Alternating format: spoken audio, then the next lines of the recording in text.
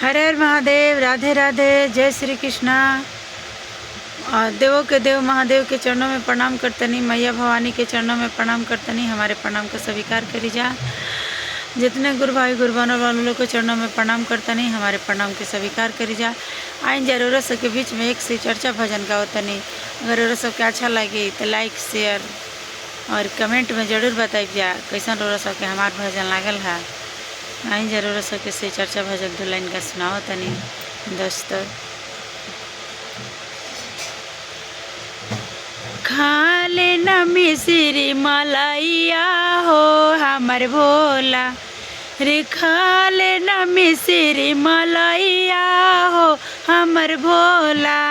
इनकर डमरू बजेला टोला टोला हो हमर भोला। इनकर डमरू बजेला टोला टोला हो हमर भोला। तो खा लेना मिश्री मलैया हो हमर भोला।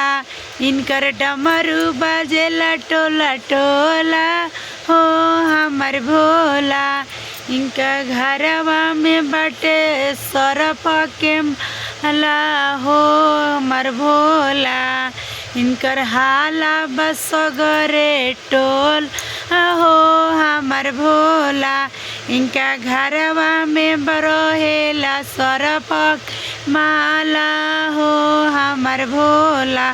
इनकर हाला बसगरे टोल हो हमर भोला। इनकर जटवा से बहेला गंगा हो हमर भोला। इनकर जटवा से बहे गंगा धारा हो हमर भोला। इनकर डमरू बजेला टोला टोला हो हमर भोला। इनका कमर में शोभेला मिर्गा छाला हो हमर भोला। इनका कमर में शोभेला मिर्गा छाला हमर भोला।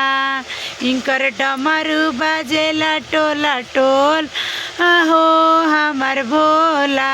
इनकर डमरू बजेला टोला टोला हो।